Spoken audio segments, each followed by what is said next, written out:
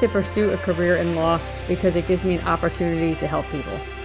When a client chooses us to represent them, they're entrusting us with a huge responsibility. It's our goal to exceed their expectations with our personalized service and to help them to achieve the best possible recovery to compensate them for their injuries. That's where we come in. We come in and we solve that problem for them and really set them on the right track in order to try and get back to what their life was like before the accident happened.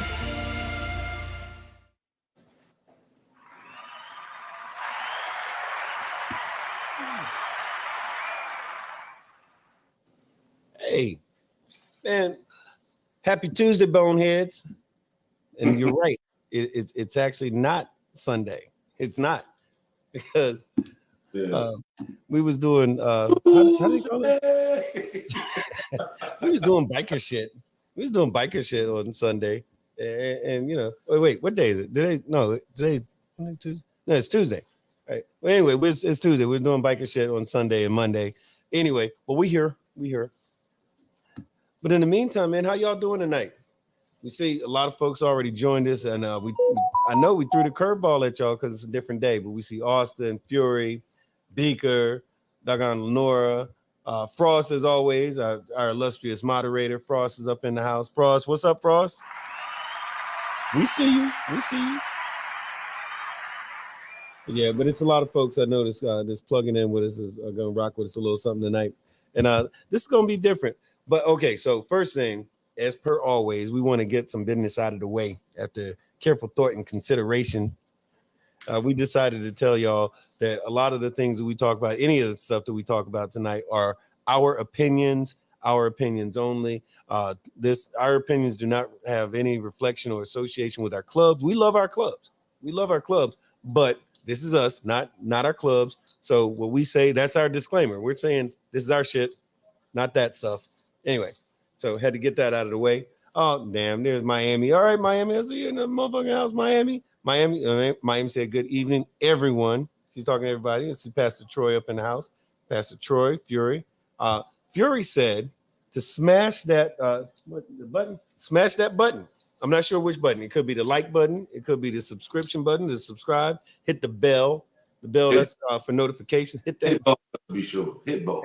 Hit both of them shits. You know, hit them like they owed you money, is what I'm trying to tell you.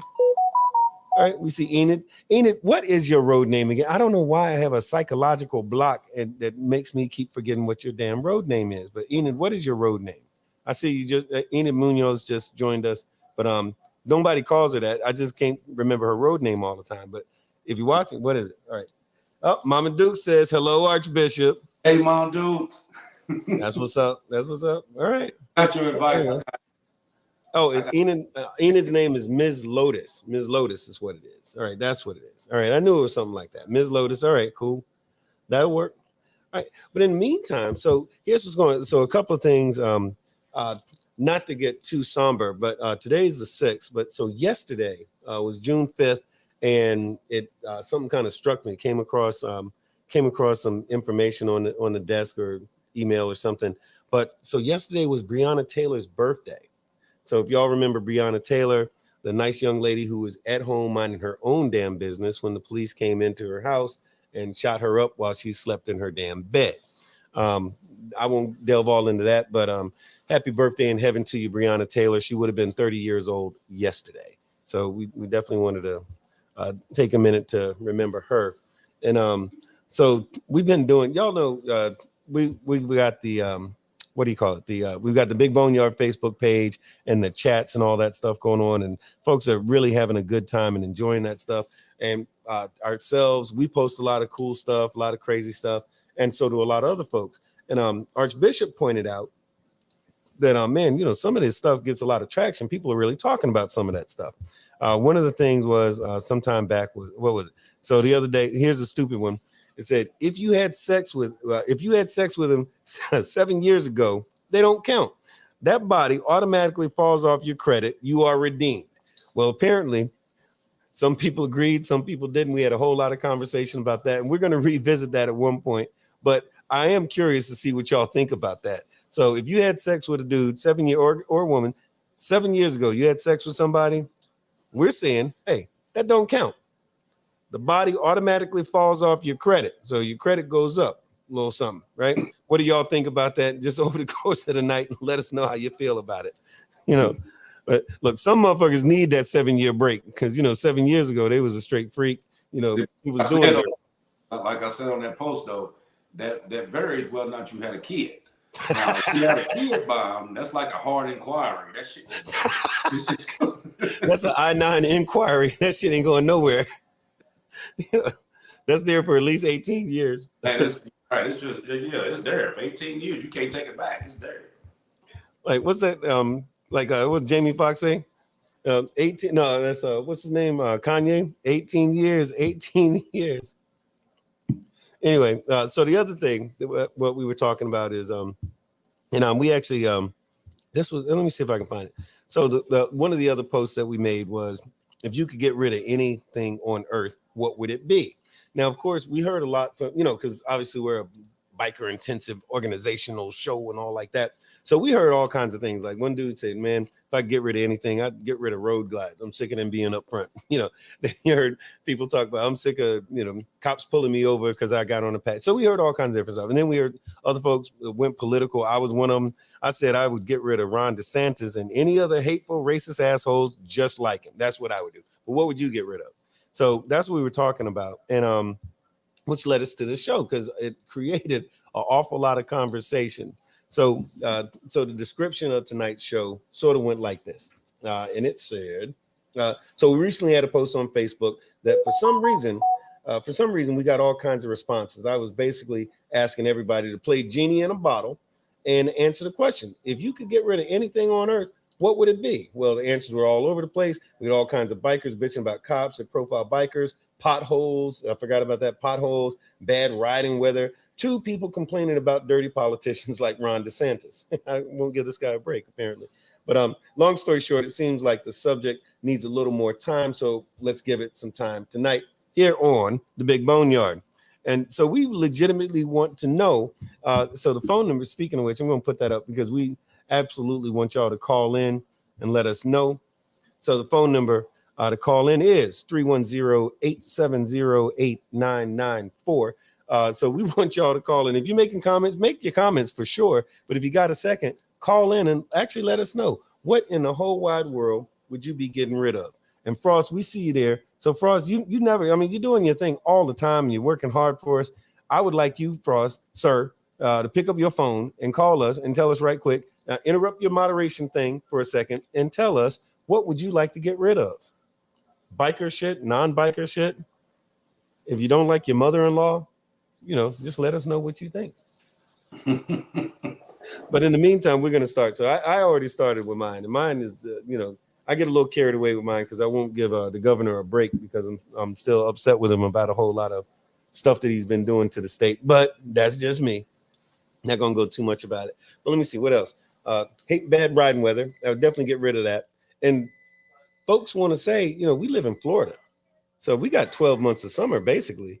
So, you know, I'm not really supposed to be able to bitch about bad riding weather. Bad riding weather to me means it's too cold. Like if it gets close to 60, you know, I'm not exactly loving that. Rain, we get rain all the time. Not cold rain. Cold rain, I don't like that. So if I get rid of that stuff, anytime I'm riding, I would do it. Genie in a bottle type shit. What's the first thing on your head, brother? Well, you know what? I made a list. I was trying to, but yeah. What is your list? Let's hear it.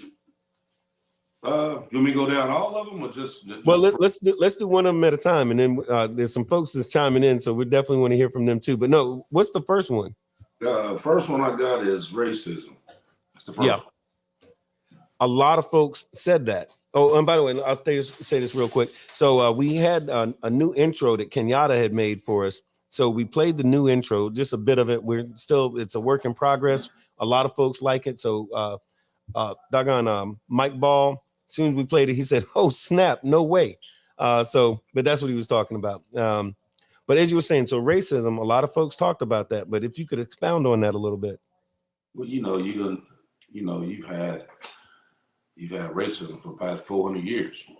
You know what I mean? And just when you thought that you had it under control and that it died down, you know what I mean? Of course, Big Brother Orange Orangutan Jr. Yeah. back. Right. Now it's more systemic than anything. Yeah. But it's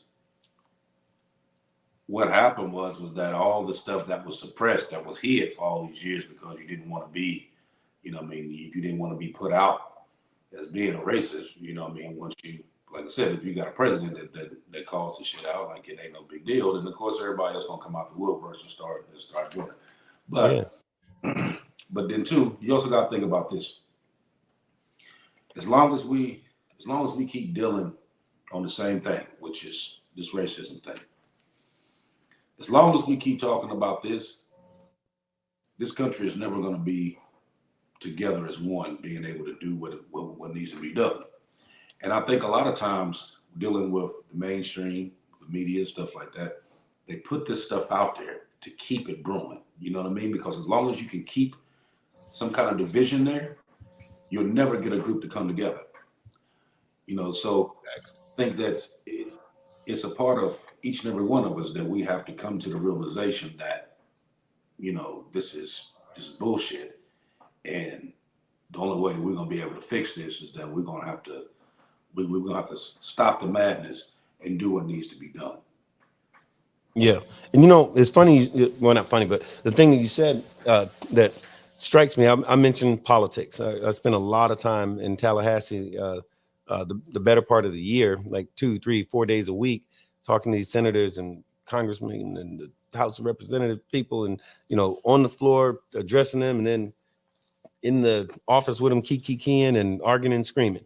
And the thing that I found out with politicians, and I've said this many times before, that Democrats and Republicans are two wings of the same damn bird. You know what I mean? And what I mean by that is that these cats will be out on the floor or in front of the cameras, talking bad about that Democrat or talking bad about that Republican, and getting their bases, the people that vote for them, getting them all riled up and everything. Then we'll go back into the office and they're high-fiving and giggling and grinning, laughing about the shit they just pulled over on all of the, in our case, on all of the Floridians that they're supposed to represent.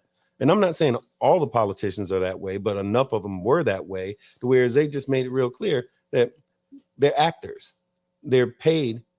They're not working for the people that elected them. They're working for the people that are actually paying them. And the thing, but going back to your point, is that a big part of that is keeping people divided. If we can stay at each other's throats, then nobody's going to pay attention to them picking our pockets and fucking us over. I forget which president it was that said it, and hopefully somebody will know the answer to this. I forget. It might have been Calvin Coolidge said, if you can convince the lowest white man that he's better than the most important black man, then he'll never notice how you pick his pockets. In fact, he'll probably help you. I'm like, wow. But and that's the thing. It's sad, but it's true. So racism is definitely more systemic. You hit the nail on the head when you talked about the orange guy, the way that he put it back in style again. Once upon a time, for quite a while, it was unpopular to be considered a racist or to do racist-like things, or to even be, for someone to disparage you with that. Now it's almost like a badge of honor for some of these guys. It's what their president did. So, hey, that makes it cool. Oh, and one more thing about racism. So when you see the biggest racist, you know what they love to do? No, I'm not a racist. You're a racist. You're racist because you said that. Now, that's just bullshit. That's like when you were kids and you just say, no, whatever you say about me bounces off of me and sticks onto you like it's glue, or whatever that thing the kid said. That's like, you want to get 5th grade on it? That's how they're doing it. They're getting like 5th graders. What is that? I know you are, but what am I? Yeah, right. Exactly. That's exactly what that is. But racism. So let's see what some of the folks are saying. So we got some really good ones here. Let's see. We've got where was it? Let me get back to it. Okay. So Miss Lotus says the governor's a clown. I agree. Okay. Shada says his thing is wannabe clubs, aka cop clubs. I agree 100%. That's like a little issue with me. Let's see here. The Mrs. said, all right.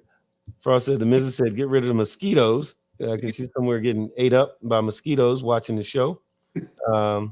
Fury says the orange orangutan. Oh, okay. Here's one. Citizens United. The Citizens United decisions. Hollywood want to get rid of that. The Citizens United decision is basically more of the stuff that Ron DeSantis did, fucking over the state of Florida by allowing Citizens United, the insurance company that's supposed to insure Floridians against things like flooding, which we get that because of hurricanes and whatnot. Long story short, they're fucking us over. The rates are going up, but they're covering pretty much nothing or whatever they feel like covering. So, yeah, Citizens United decision. That's a good one. Dog whistles on. Okay. Fury says put dog whistles on her list too. I don't know where she means. Fury, are you talking about actual real life dog whistles or dog whistles like Ron DeSantis did when he was first running for governor and he called Andrew Gillum a monkey? And he said, "Oh, I didn't mean when I said, I mean he was monkeying around. We didn't want him to monkey this up. Yeah, we knew what that meant.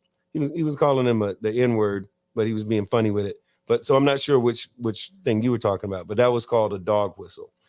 Phoenix said, "Oh, wait a minute." Phoenix said, "What up, though, Big Bone and Archbishop?" What up, Phoenix? How's your hand? No, she had that surgery over there. Yeah.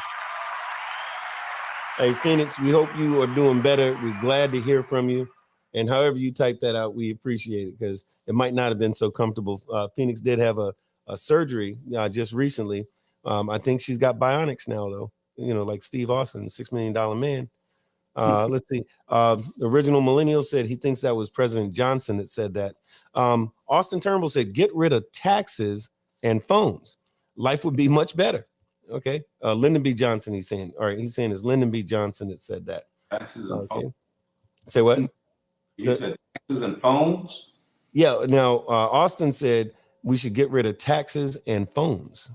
Boy, you know half the population would drop dead without a phone. What you mean? Hey, tell you, the millennials would start killing each other. It would be like Hunger Games in this joint. Fury said, get rid of the two-party system. Okay. And the funny thing is, even though we do have a two-party system, technically we don't, because there was the Green Party and the Tea Party and Republicans and Democrats and any number of other parties. But in real life, there's really only in practical application, it is a two-party system. So I feel you on that one. Yep. Okay. Black Tool said 2 feathers of 1 bird. Yes, sir. I say it all the time. Oh, okay. Holly says get rid of monopolies. Okay. And Fury says I could not survive without my phone. Hey, there you go, man. Where the hell you been? Trying to get my phone to charge for a minute. But it was George Washington who said that we was going to ruin this nation by having a bipartisan government. That's why we are in a democratic republic now instead of a democracy like everyone says that we are supposed to be. Okay, right on. But who made that quote that I said earlier? That one I do not know. Well, we think the general consensus right now is that it was Lyndon B. Johnson, but it was pretty accurate. But so Austin Turnbull says, I'm a millennial and I hate these damn phones. Hey, so look, Frost, now that you're here, damn it, you got to give us your 2 cents worth, man. So if you could get rid of anything, bike related or otherwise, what would you get rid of? Honestly, that's really a tough lie to one. us. There's Lie a to lot us. of different things that you could say, but I would get rid of the separation, man. Everyone wants to keep us separated, divided one way or another, race, economic status, whatever it may be. They want to keep us at each other's throats because they know if we unite, then we can overpower them all day long. You got to think about back in the medieval days, whenever people could actually, run up in the castle and storm it. We can't do that anymore because now they keep us separated. They keep us fighting over dumb stuff. So I would get rid of the separation. Let us unite. Let us become stronger and watch how fast we grow. Right on. Well said. Okay. So after careful thought and consideration, what you're saying is we need to fight a lot more. No, that's not what you said. Never mind. You said something different. No, I feel you. But no, hey, look, It'd be fun at times. But no, you know, I actually do get that though. Hey, AB, what is the next thing on your list though? I got I got fake brotherhood and sisterhood. Well, you said fake brotherhood and sisterhood? Fake brotherhood and sisterhood. Okay. Okay. Could you expound on that a bit, sir? Absolutely. Because I think I know where you're going with it, and I kind of dig what you're saying. No. See, what I'm saying is that when we join these clubs, you know, that's usually the first thing somebody says. You know what I mean? When you ask them, like, okay, why do you join this club? And they be like, well, I'm here for the brotherhood. I'm here for the sisterhood or whatever. But a lot of them truly don't understand exactly what that means. You know, they're brothers and sisters until they mad at you. Then they're your enemy. You know what I mean? When you, just like a family, you have, you know, I may be mad at my sister today. I may be mad at her, you know what I mean, for a couple of days, but in all, she's still my sister. You know what I mean? And I'm still going to treat her as such. But you have people that come over here to say the exact same thing. And these will hold grudges for years and years and will never get out of it. And if they know some dirt on you, or they know anything on you, they're going to run back and tell it simply because they're mad at you. And that's what a lot of the disagreements go on in these clubs now, is because it's usually the person that you were the most friendly with is the one that runs back and stabs you in the back the first time they get mad at you. Yeah, they hit them with the run tell that, and they do. Oh hell yeah. Mm-hmm. I mean, you ain't got to say that. The first time they get mad, they're gonna run tell it. You know, so that was part of what I was saying. You know what I mean? If you're gonna say it, know what it means and live by that.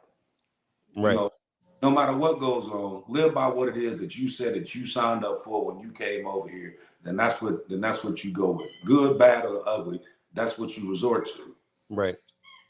Well, see, now Fury said, and I think that's good. And we're gonna come back to that in a second. Fury said, being in Baca, I gotta say, I'd hang any child abusers in town square.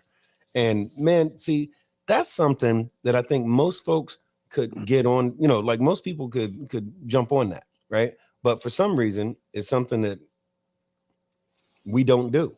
You know, I mean, it don't matter whether you're on the left or the right or the freaking Democrat, Republican, conservative, liberal. Everybody thinks that kids ought to be protected. But for some reason, we get so hung up on unimportant bullshit, stuff that doesn't really matter to people. They use these issues to polarize everybody else. How about let's get on the same page with the stuff that we can get on the same page about? You know, the people on the left want to protect the children. The people on the right want to kill folks, you know, whatever. Well, hey, let's come together, common denominator. Let's find some child abusers and kill them in Times Square or in Town Square. Or we could do it in Times Square, at the Town Square at the same time. Yeah, there's a way to do it, is what my point is. I don't know, Frost, you're distracting me with all these things you're saying. I'm having difficulty saying these words, man. The hell, I know, man? right? All right. Speaking of what you was talking about, if you remember, there was a guy not too long ago that went around killing the child molesters and pedophiles and stuff like that. And they ended up charging him left and right. Mm-hmm. But to be completely honest, I remember that. I mean, that goes back to them old Western days whenever you could just square up with somebody, handle your business, and go on about it. Yeah. That's stuff that we still need this day and age, because everyone's too soft now. They're afraid to take that ass whooping. And it's sad. Very sad. Nah, it's true. It's true, because the thing is, once upon a time, that was business as usual. You know, I know we're going down the rabbit hole a little bit, but it's true, man. Me and Shaggy was talking about this. We were talking about that knuckle up thing that one guy was pushing for a minute. It's a great idea. And I think the reason that happens is because there's so many cats that just have a issue with either giving an ass whooping or taking an ass whooping. It's one thing to pull a trigger from 45 feet away, you know, without really even getting a good look at the individual. But hey, if I hate you enough, or you got me to the position where I need to kill you, at that point, I should at least get the enjoyment of seeing the life drain out of your eyes. You know, do it close up. I mean, I'm saying it. What's that word? Allegedly. You know, allegedly. I'm saying if you got to do something, but you know, there's a certain amount of pleasure in punching somebody in the face that needs to be punched in the face. You know, not everybody's got to go to a funeral. Not everybody's got to pull a gun. But a lot of times nowadays, you know, it's a lot of pussies out there. I mean, just is. It's a lot of pussies out there, and people just don't know. You know how many guys I've talked to that's never been in a fist fight? You know, and At most what of them, age? that's what I was going to say. Most of these cats are younger guys who are growing up in these environments where you know, they were raised by a single mom, or, you know, their grandmother's friggin', you know, 32 years old. You know, she's in the club, mama's in the club, they're hanging out together. The kid's watching Netflix as his babysitter. And, you know, he don't know nothing. You know, he has no man to raise him. That's why I said one time before, and I'm all over the place with these statements tonight, but I said on a previous show, hey, if you're a single mom and you want to do right by your kid, if you have a son, especially if you have a son, you know, find out who your local MC is, the real MC in your area. Get to know them folks and let your son spend some time with them. Let them grow up, you know. And or honestly, it does help. Big brothers, big sisters. Big brothers, big sisters. There's a lot of influence. Sock him in his What band now? once a week. Toughen his pussy ass up. Yeah, for real. For real. Out of him one good time. You know, I know this kid that didn't even know how. He was 17 years old, didn't know how to put gas in the car that he was driving every week that he didn't own because his mother gave him a car. Didn't know how to put gas in the car. Didn't know how to change a tire, oil. I mean, like nothing. But in every problem that came with mom. I'm like, what the hell? Like, let me show this motherfucker how to put gas in the car. That's ridiculous. You know, you got to go home to get your mother to go put gas in the car because you don't know how to put gas in the car, and you won't even like show him. The hell, you know, that's that pussification of America that we got to fix. That, I mean, Americans used to be the hardest motherfuckers on the planet. You know, nobody wanted to mess with. I mean, economically we were strong, physically we were strong, militarily we were strong, morally we were getting there. You know, but anyway. But I think your thing is you said fake brothers and fake sisters. Am I saying it right? Is that how you said it? Yeah, you're right. But to add something to what you just said, I got a question. Mm-hmm. Now, when we was talking about, you know, these ones that can't fight, you know what I mean, don't want to fight or whatever, and usually the ones that do that is usually the loudest ones. You know what I mean? The loudest ones in the room be the ones that 9 times out of 10, if you got to go out here and handle some business, they ain't gonna be the first ones in line. You already know that. But yeah. You know what I mean? Because you can speak loud and be boisterous around your peers that you know is not going to put hands on you. Right. It's something totally different. Now, my question is this. You got all these different people, and I know everybody that's listening right now can vouch for what I'm getting ready to say. If you ask 100 people about the police, first thing they're going to say is, oh man, I don't like the police, fuck the police, this, that, and the third. Right? But when you out here running your mouth and you get your ass whooped, why gonna make the first ones that you call? Exactly. Why the first ones that you call it? So you sit out here and you talk all this shit, you run your mouth and you talk about all these people, you always, you know what I mean, this, that, and the third. And then when shit get real and you get socked in your damn chops, they're the first ones that you call it. Why is that? Dude, I'm gonna tell you why. Because they pontificating. That's a fancy word meaning that they faking the funk. That's what we used to say back in the day. But what it is you got these cats who, you know, look at me, thumping on their chest, running around, you know, acting crazy and tough and hard and all this kind of stuff.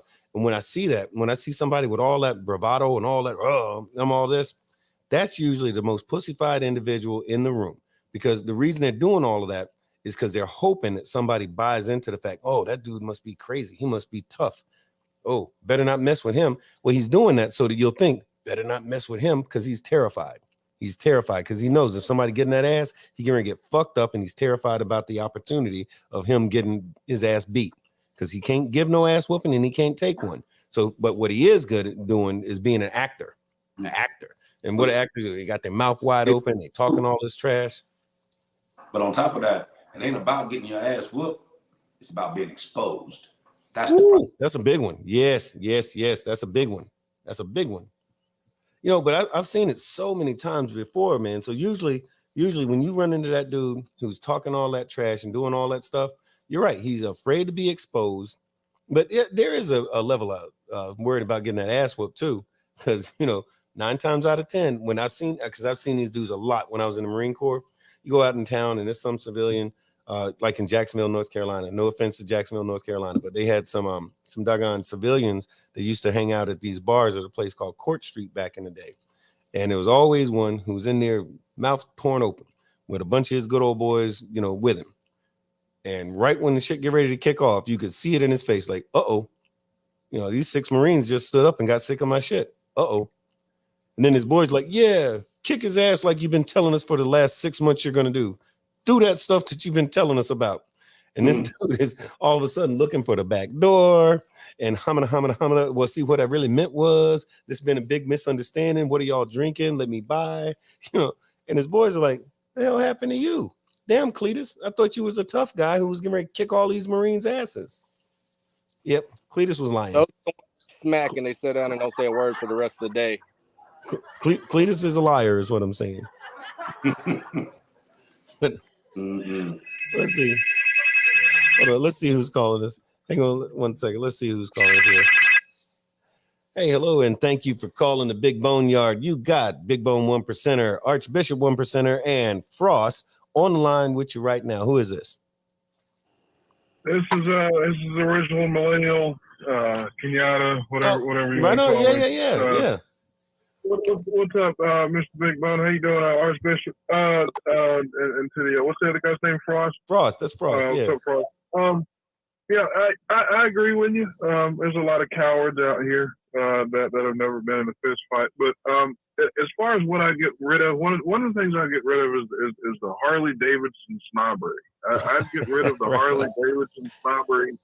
I get sick and tired of apparently there's a lot of clubs out here, Harley only clubs. You got to have a Harley, so you got to go out here and drop $20,000, $30,000, $40,000 on a bike in order to roll with them and stuff. I'm looking at a 1300 BTX myself. I don't know. I guess maybe guys will think I'm a pussy because I'm about to drop some money on a Harley. Nope. BTX 1300.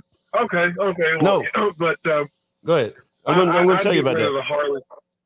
Go ahead. No. I'm saying, no, I didn't want to interrupt, but I'm going to tell you a little bit about that. There is some Harley snobbery, but that's different than clubs that are Harley only clubs. There's a reason for it, but I'm going to tell you about it in a little. So you said a thing that is accurate, but you mixed it in there with something that's not as accurate. But I feel you though. I do.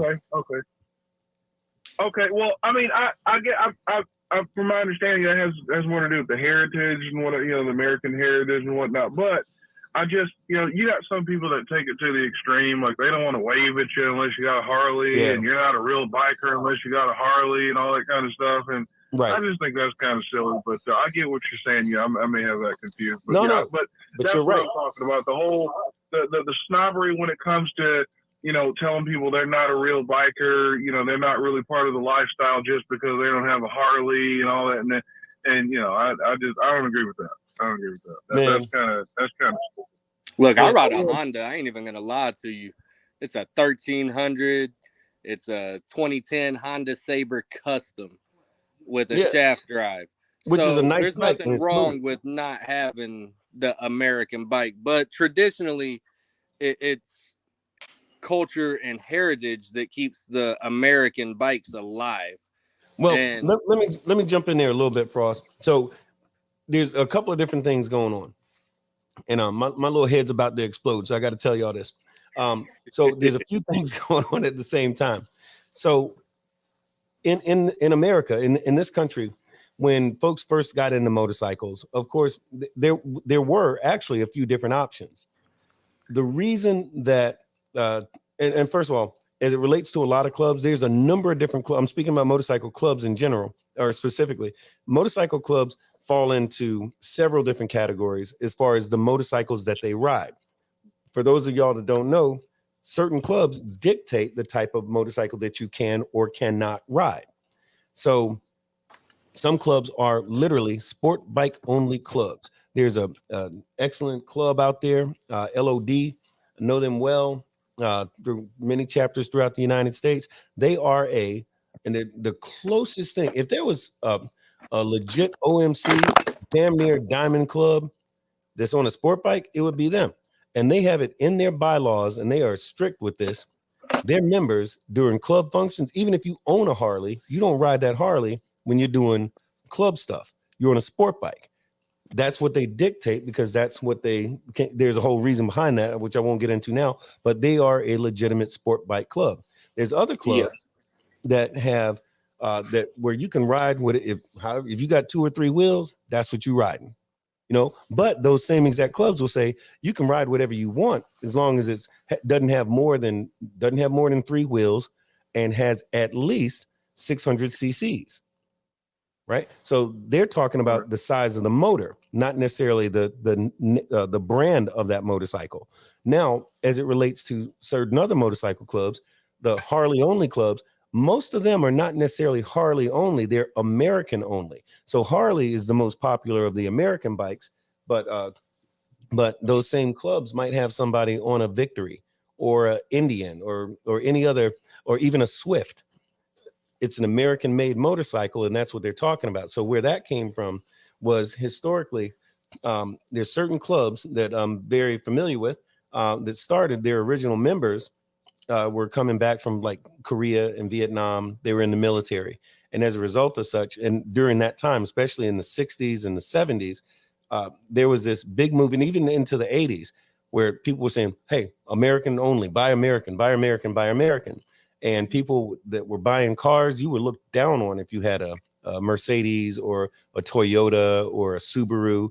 If you didn't have a Ford or a Chevy or a Dodge, you know, your neighbor might look at you kind of funny, like, what's the matter with you? Especially, God forbid, if you lived in Detroit and you was driving a foreign car, what the hell is the matter with you, you traitorous son of a bitch? That's the way people felt. So these American servicemen who are coming back, who wanted to find that sense of camaraderie, what we call in the Marine Corps, the esprit de corps that they had in the military, they linked up with like-minded individuals and they wanted to ride motorcycles together. So what motorcycles did they get? Because they're American military men. Hey, you got to ride an American motorcycle. But here's the thing, to take it an extra step further, for certain black guys back in the day, well, you weren't allowed to buy a Harley. You could not go into Harley Davidson and buy a Harley Davidson from the dealership at many Harleys throughout the United States. So if you wanted a Harley because you just thought that was the cat's meow, that was the baddest thing going, if that's what you thought, and you wanted a Harley, you had to go find your white friend. So I'd go, hey, Frost, dude, I want to buy that Harley, and I can't walk in that store. So I'm going to give Frost my money. Frost is going to go in there. He's going to buy that motorcycle, and he's going to bring it out. He's going to give me the title. And if me and Frost is cool, he's just going to sign the title over to me. If we're not cool, or if I had to go and find him, you know, however I found him, I might have to slip him a few extra bucks for doing me that favor. It's called aggravation tax. Yeah, that's how I was going to get my Harley. Or somebody had a Harley, they fell on hard times, they was ready to sell it. They're not a dealership. They don't care whether the person buying it was black, white, or plaid. So you could buy it from that guy, but you won't gonna go into a Harley Davidson dealership and buy that Harley.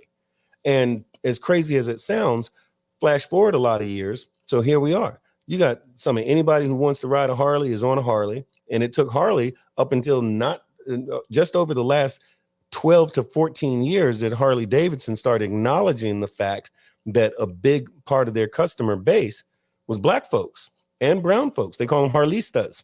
You know, you got a lot of Latinos, especially Chicanos on the West Coast, who are in the Harleys, who had been buying them for decades.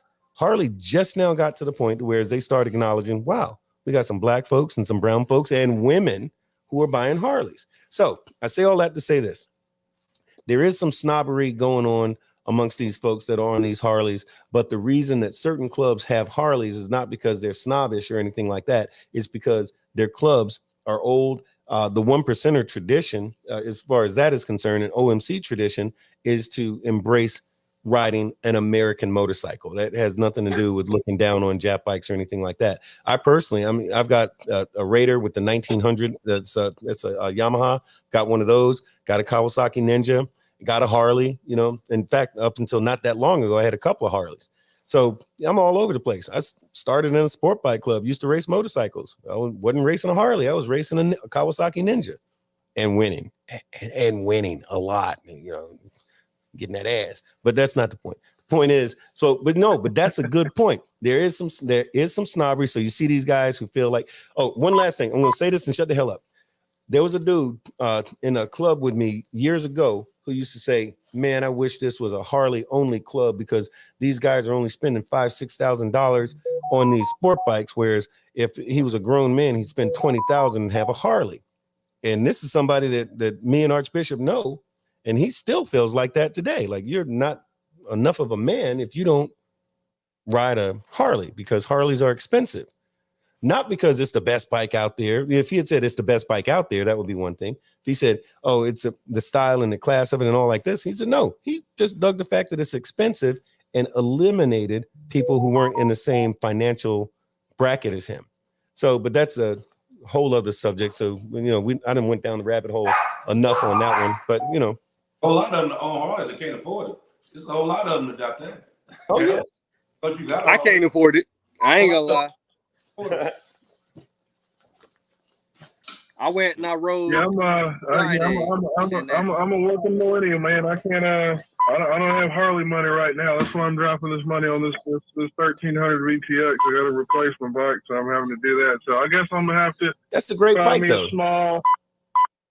Well, yeah, it's a great bike, but I guess I'm gonna have to find me a small,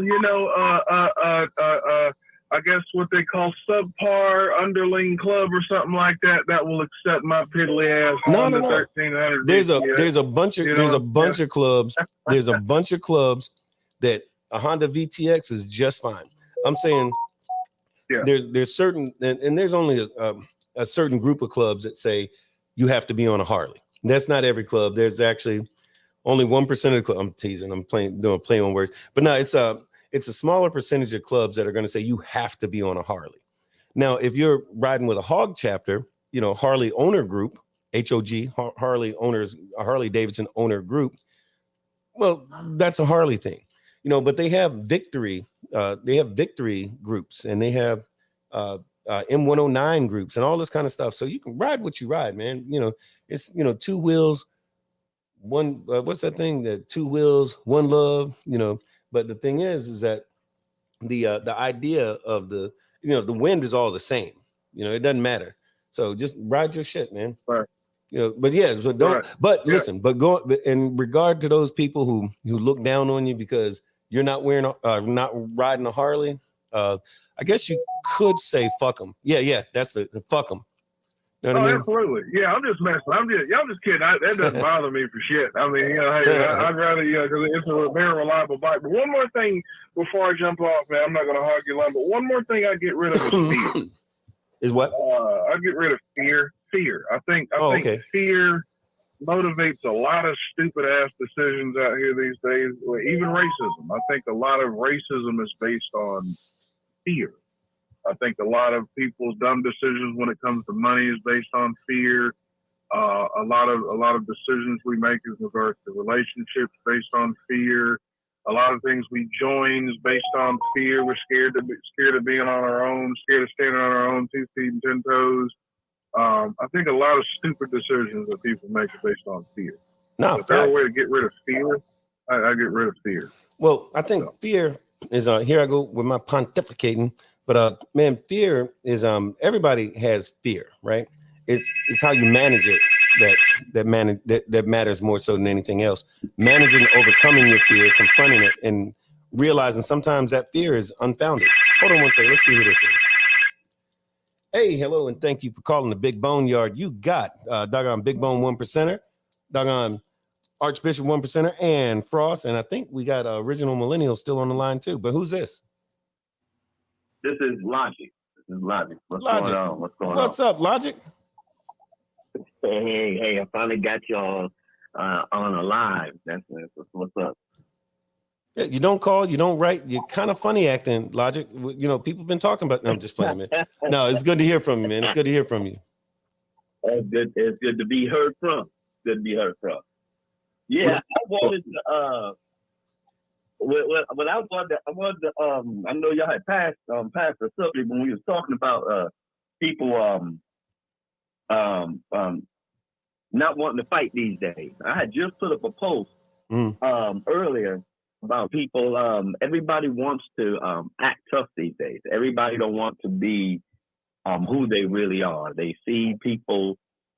They see people that do fight. They see people that's quote unquote about that life, and they want to live that, so they act like that, and then they're not being themselves. And now, when I tell people, be yourself. You know, if you from some little small town, you never had a fight and everything like that, it's okay to be that way. Yeah. You don't have to be the guy. You don't have to be the girl. Right. Because a lot of us, when I tell people my story, I say, heck, I was lucky when I got out of New York, because I had people that was after me. I was ready to get out of there. I said, shoot, Right. if Yeah. I just think about it, I can't glorize how I used to be when I'm glad I'm not that anymore. Right. You know, so yeah. But there's a lot of people that they just can't. You're right. They can't take a behind whoop, but they never had a fight and everything. And so when they want to be a part of the crew, that when it's time to put your hands up, and now you're running, you're running behind your big bro, you're running behind your big sister and everything. When you really wasn't about that. You really never had a fight. You really, you just a lot of noise, a lot of talking, and then when somebody calls your card, then you are who you are then. Yeah. Hey, we always say like this: whoever you are, be whoever you are. Don't tell me that you're a scientist and one of these days I'm going to need somebody to splice an atom and you talking about No, you're a scientist, dude. Right. Splice this atom. Right. You've been telling us for a year you're a scientist. Now we need one, and don't tell me you're a knuckle dragging, ass kicking thug, because when we need one of them, I'm going to come look. Hey, yeah. Oh, we got some problems. Let me go get this knuckle dragger over here. Because he going, and now you talking about see what had happened. No, don't do that. Don't do that. Because they hide behind the cage. Archbishop says all the time, eventually we gonna call that card. And then what you gonna do? Yeah, exactly. You can't be who you're not. Right. No matter how much you try, you cannot be who you're not. Yep.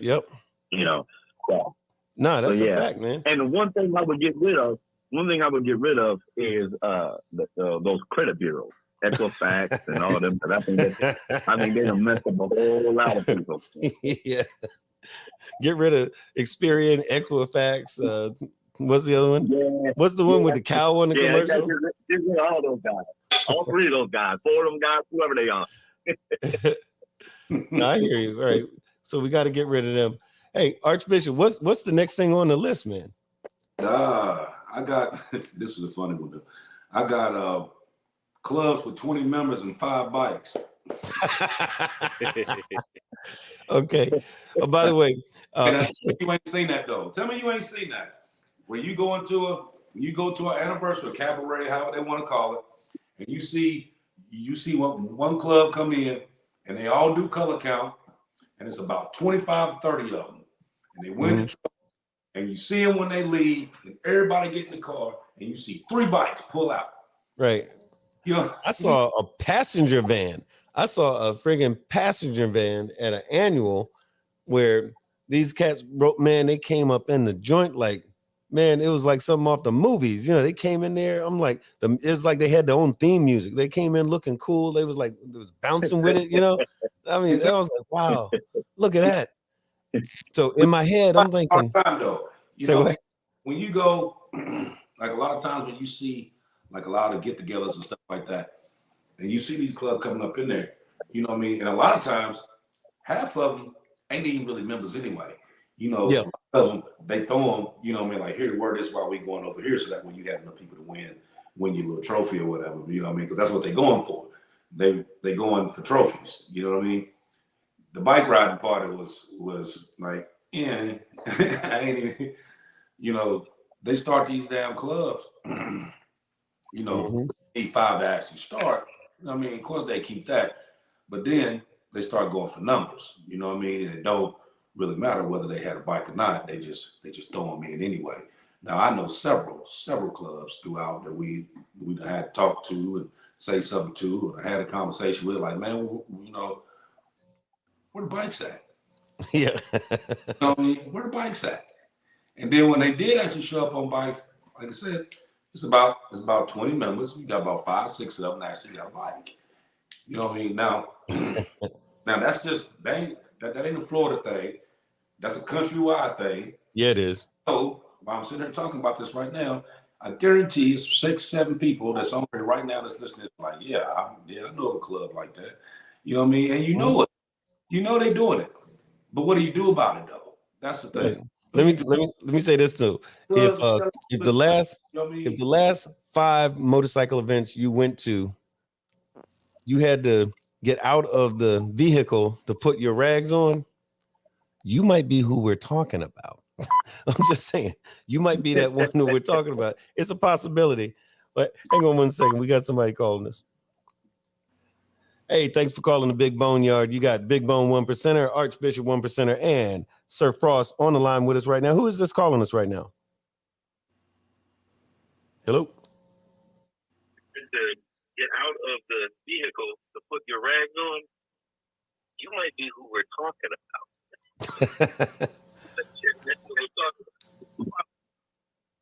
Okay, all right, I give up. All right, I don't know. We lost whoever that was. We lost them. But anyway, but long So story Red just told me a really good one. Who? To get rid of Red, my old lady. She just told me a really good one. Oh yeah, right on. She said if she could get rid of something, she would get rid of the way that the media wants to say gang instead of club every time you turn around.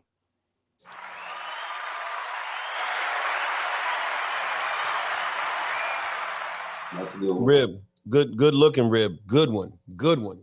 That's a good one. Yeah, because that's the thing. It happens a lot. I'm kind of sick of it myself, but yeah, that's a good one. That would definitely make it to my list if I was doing the genie in a bottle type joint. But yeah, I'm saying that's a big one. So good job, Rib. Because hey, so what else we got? You know what though? I was just thinking something. This is something off topic a little bit. But you know, like a lot of times that we talk about, you know, people being accountable and being held accountable for what's going on. And you know, like on the club scene, we use a thing like if you make a issue about a brotherhood, whatever, and then it comes back unfounded, that you in turn get the punishment that they would have gotten if it was. Yes, sir. That's a big one.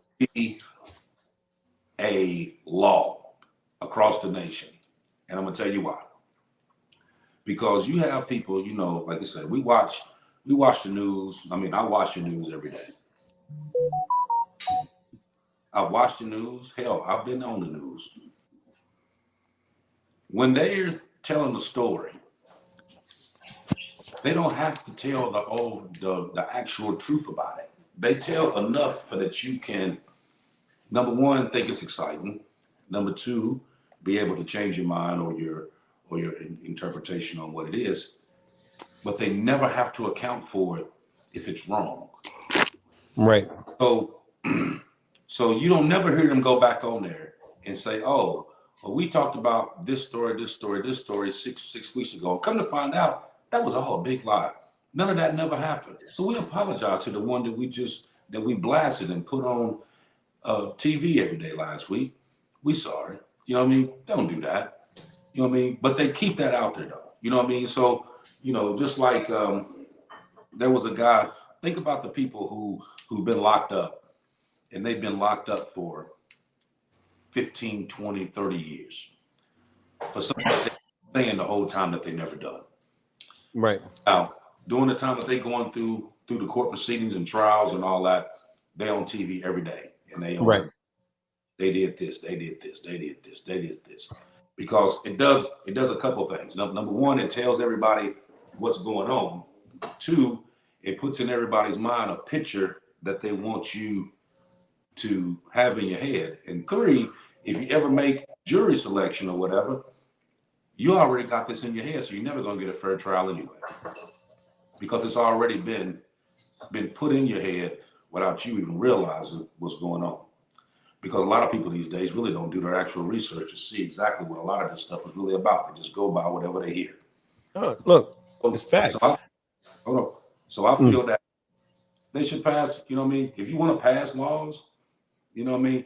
Pass the eye for an eye law, which basically saying if you say this, if you go on TV and you say this, or you accuse somebody of something that, and it comes out later on that they didn't do it, they're not guilty, or what you talked about was false, then whatever punishment that they was up to get, you get. Right. I'll tell you. Well, AB, I know you know about this, but so a number of years ago, I got hit with an attempted murder charge, and my own, I love her to death, but my own sister, I got hit with this doggone charge, attempted murder, and it made the front page news of this was in Virginia Beach. So my dear, lovely sister went and bought like 20 copies. This back before everybody was on smartphones and stuff. But so she bought 20 newspapers and sent them to my relatives all around the damn country. I mean, like, and every newspaper got a letter accompanying it. Like, look what your brother did. Look what your cousin did. Look what your son did. She sent it to my dad. Said, look what your son did. Look what your nephew did. And of course, through trials and all this kind of stuff, I won the case. Charges were dropped and, beat the case and everything else. Had to go to court.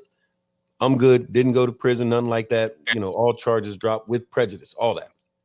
And then the newspapers that were writing all those front page stories for weeks and all that kind of stuff, they've made a retraction or here's what happened in the case. It was about the size of a credit card with about maybe 4 or 5, possibly 6 lines in it. So I told my sister, back then we didn't use the expression, you keep that same energy, but my sister was exuberant, sending out packages, like newspapers all over the country when it was front page news about what I allegedly did. Once I was found not to be guilty, she didn't call nobody. She didn't send a letter. She didn't send no newspapers out. And the newspapers didn't give a damn about cleaning up, the damage to my reputation that they had done. They had me looking like a friggin' like an axe murdering, crazy Marine killer guy, according to the, you know what I'm saying? Like the way they put it down. But that's what they do. It's like, because you know why? Because there's nothing sexy about the retraction. There's nothing sexy about saying, oh, by the way, he didn't do it. Or, oh, he's not guilty. Yeah. Nothing exciting about that. So yeah. So I feel you though, because that shit that hit home with me. Hit home. Yeah, but like, what's the repercussions for that though? I mean, okay, so nothing. Not to the media, nothing. They can get away with it. I'm talking about after that. So you was found not guilty, right? Yep. So you walking around, you apply for a job, or you walk in the street, and people know you, and they automatically think like, oh, he did X, Y, Z. You know what I mean? Done slandered your name by that point. Right. They done slandered the hell out of you. You know what I mean? Reputation is basically shot at that point because, like I said, they done talked about it so much that everybody already got it in their mind that this is what you've done. You know what I mean? And if you are walking the street, you know what I mean, and you tell them like, people ain't gonna walk up to you and say, hey, was you found not guilty of that? Yo, person they're gonna ask is, why are you still walking the street? It's funny you say that because my father told me I caught so much shit after that fact, where I'd show up and people were, damn, I thought you was in prison, But my father said, he says, man, you caught so much shit behind that. He said, you should have killed that motherfucker. He goes, at least it would have been worth it. And I'm like, yeah, as crazy as it sounds, but but that was the thing. It's like, damn, if I'm getting all the credit for it, I didn't get none of the, yeah, damn, let me clean my shit up. They might be still watching. They might want to come revisit the case. But but man, but I feel what you're saying is absolutely correct. The way that they paint the picture, gang, gang, gang. They love that, right? But in real life, nah. You're talking about a bunch of folks that's punching a clock somewhere, that's taking care of their kids, taking care of their communities, their parents, their kids, all that, helping out the next door neighbor during the storm or a hurricane. They don't say nothing about that. Views, though. Oh yeah, that nobody's watching that. That's like I said earlier. We're all big bad bikers to the people who are too scared or too ignorant to take the time to actually sit down, break bread, and find out who we really are. As you know, and half the audience knows because of my phone call, I was on vacation not too long ago. And that's why I can't afford a Harley, because I still can't get the opportunities because of all this stuff. Found innocent, threw the stuff out, dropped my probation and everything. But did anyone go back and say, hey, look, we messed up, he's good? No, nothing. Right. Come So on down here and get therefore this people job now. look at me and see me, and they see that newspaper article, they see me on the TV, they think about all that. They don't think about all the good stuff that's getting done. Right. So, AB, what do we got next? I got violence and world hatred. Ooh. Wow, dude, you be hidden. You be hidden with this stuff. All right. Is that all right? That's a strong one. All right. So violence and world hatred. Yeah, that's what I got. Violence, world hatred. Now what I meant by that was more or less like, okay, you think like in society now, you think about it, you have a lot of, like take overseas, for instance, you got, I mean, think about how many people that have died over in Ukraine. You got, hundreds of thousands, I mean, that's what they're talking about, like 200,000 over here, 200,000 over here that have died. You see, over in Israel where they still fighting, launching rockets, stuff like that. Yeah. Yeah. They're not just fighting, soldiers. They killing civilian women, children. I mean, Right. you got fleeing the country, going to other countries in fear of, of getting killed in their own country, stuff like that. I mean, but this is worldwide stuff, though. You know what I mean? And it's like this is the reason why a lot of people don't even watch the news, because every time you turn it on, this is what you see: violence everywhere. You know what I mean? So, like I said, if that was one thing that I would take away, that would be what it was. I mean, that would be on my list, actually.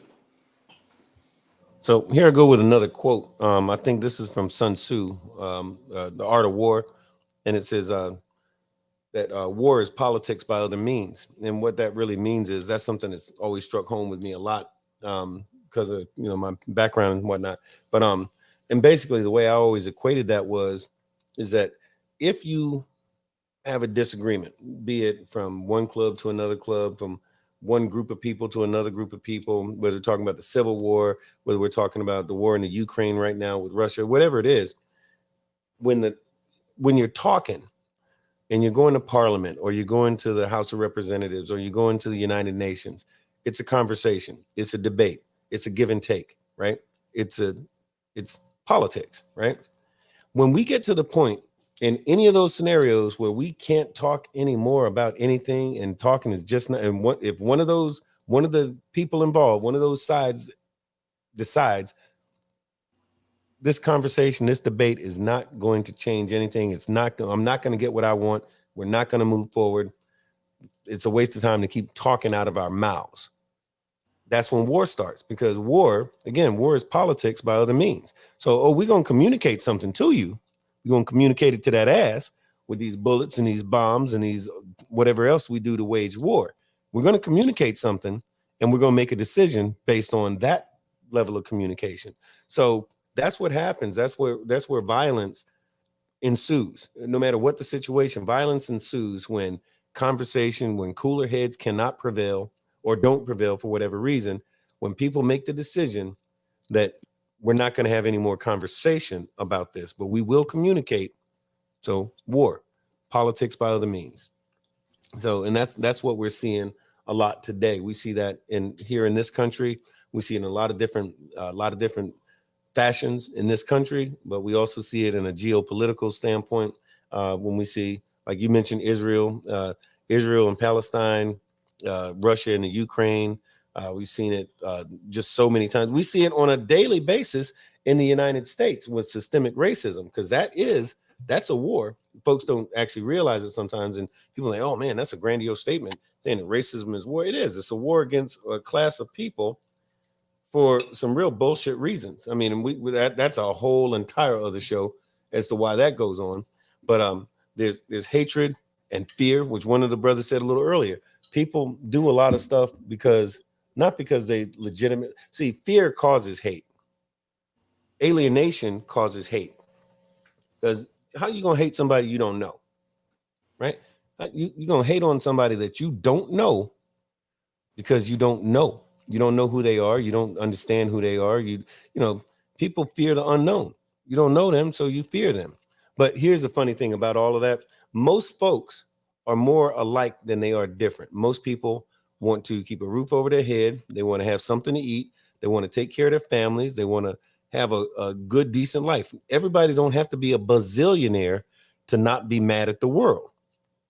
But those same exact folks get fed all that bullshit and they buy into like that orange-faced bastard, played on people's fears, making them think that all of the problems that they have are coming from somebody that got a good tan, who maybe is in the country, maybe is not in the country.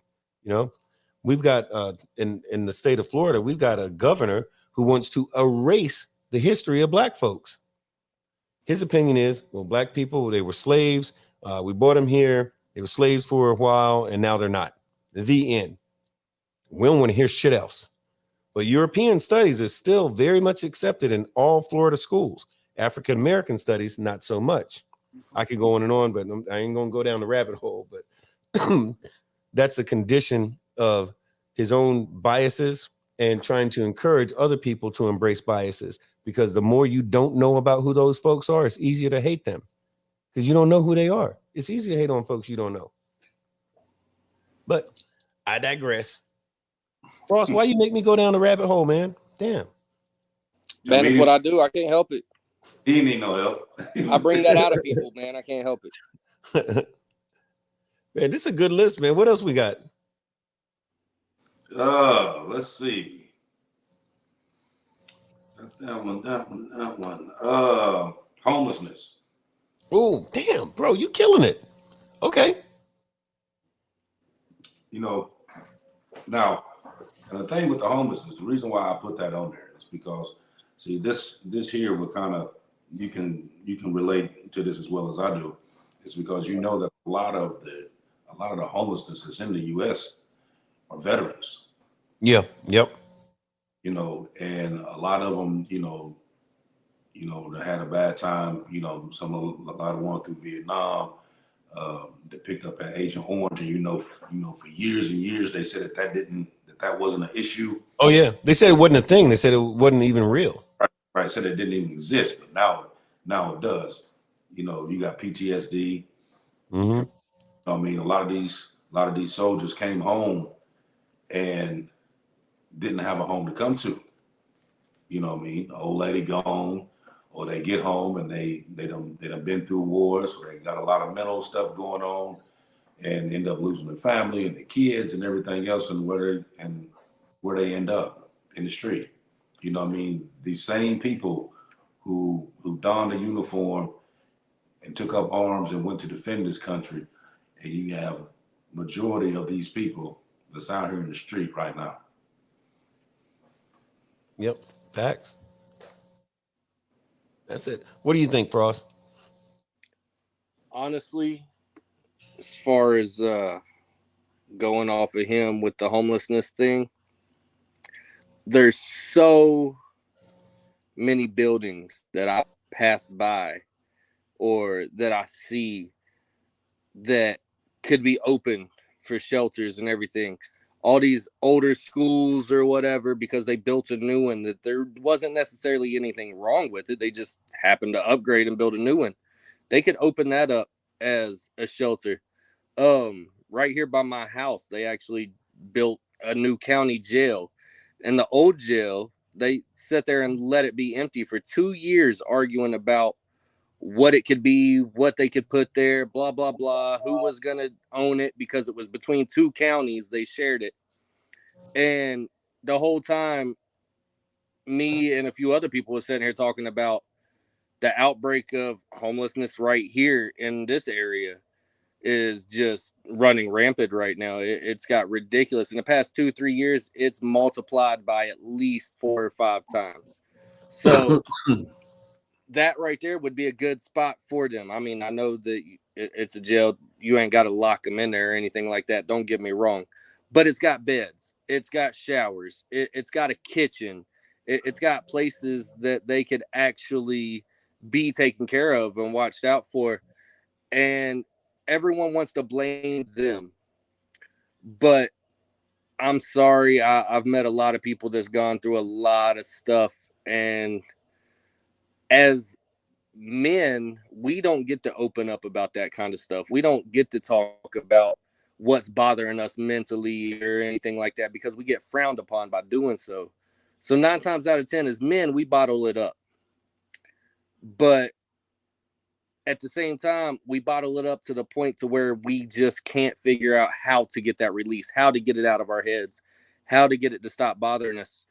So we turn to a bottle or a drug or whatever to try to give us that little bit of relief. And then before you know it, we're stuck. We're going down the rabbit's hole and we can't find our way out because we don't have that help that we need in order to get out. Right.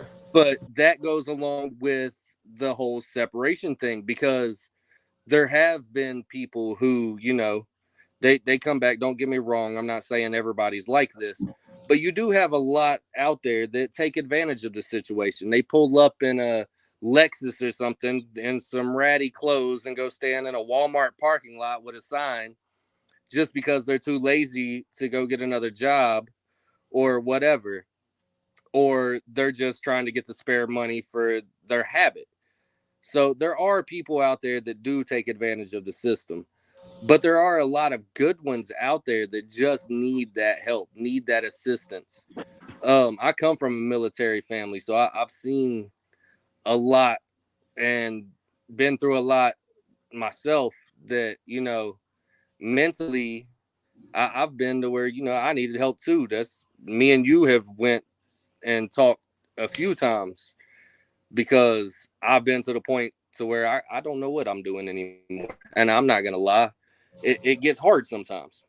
But when you don't get that help, you feel like you're alone. You feel like you're out there and you don't have nobody. But at the same time, if someone was actually willing or able to take the time to sit down and talk to somebody, sometimes that ear goes a long way. You don't have to give them money. You don't have to give them anything. Sometimes they just need somebody to listen. And that right there can go a long way in helping someone mentally and physically, because you never know, that ear that you give them could get them in the right mindset to where they want to start changing and cleaning up their lives. As you know now, I'm sober. I'm recovering. And it is a daily battle. And I have no problem admitting that. I fight with it.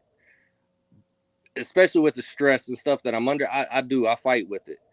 But at the same time, I've got my wife, I've got my kids, I've got my bros and my sisters.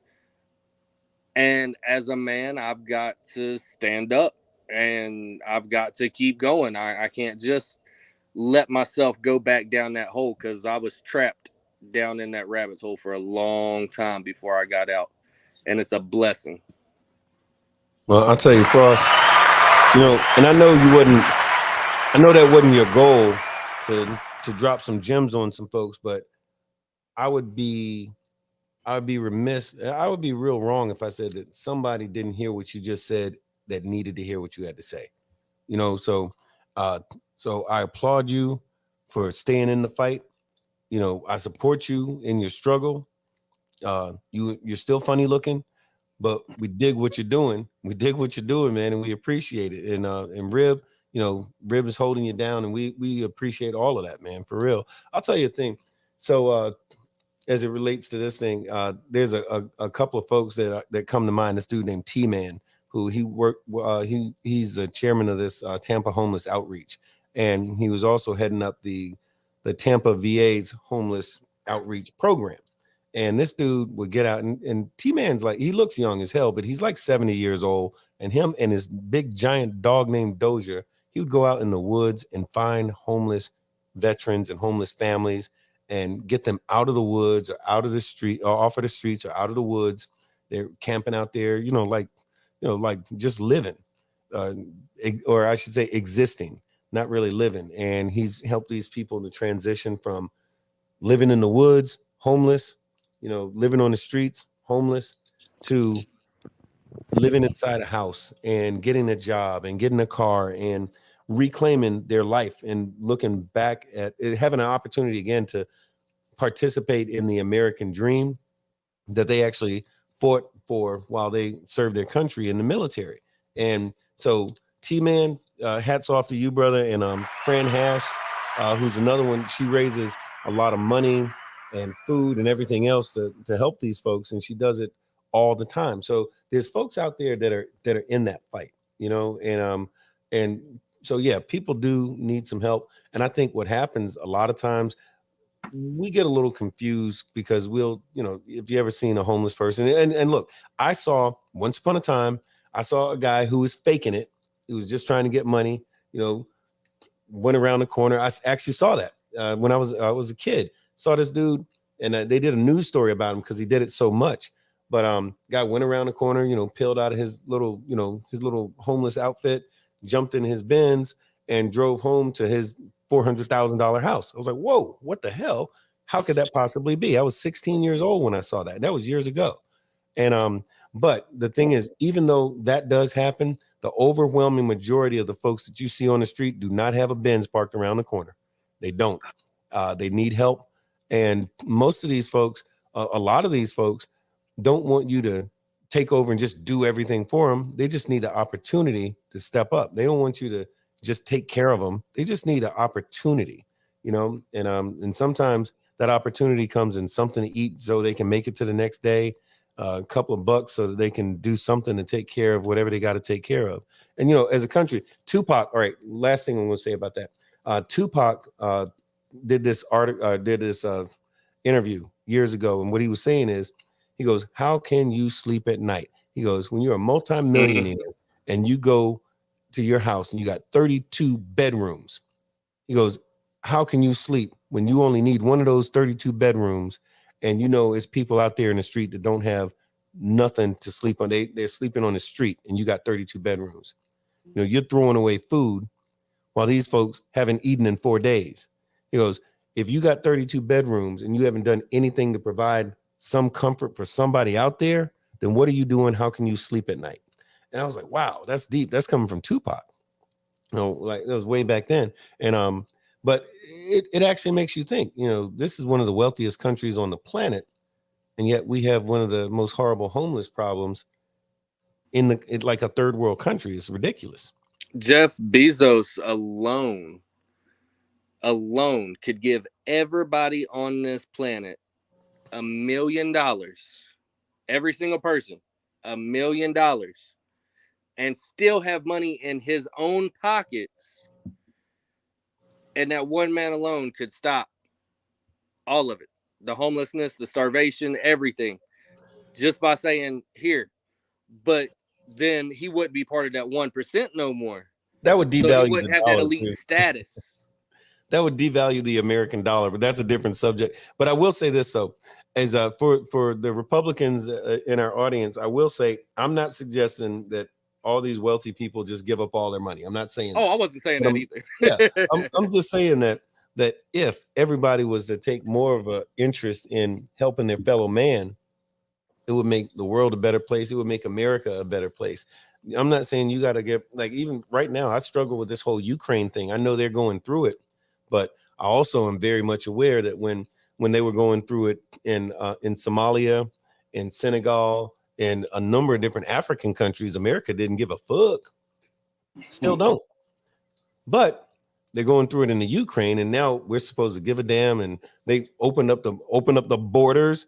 They've opened up the borders to allow to not just allow but encourage people, refugees from the Ukraine, to come to the United States. When that happens in a black country, is crickets. You don't hear nobody talking about, oh, what are we going to do to help them out? It's like, Yeah, because they damn sure didn't do it for Haiti. yeah. Oh, what? Haiti? Hell no. They didn't do nothing for, man, look, let me tell you. Don't let the Mexicans in either. Yeah, look, wet foot, dry foot. So for those of y'all that don't know what wet foot, dry foot is, let me drop a little knowledge on you. So for the longest time, the policy in the United States, immigration policy, worked like this. When we're talking about the Caribbean islands and so forth, if you came from one of those black countries, the policy was what the policy is now: stay your ass there. If we catch you here, we're sending you back there. However, if you came like from Cuba, for example, Cuba has a lot of white Hispanic folks who, of course, are also very Republican, especially if you know anything about South Florida. You know, a lot of South Florida Cubans vote Republican.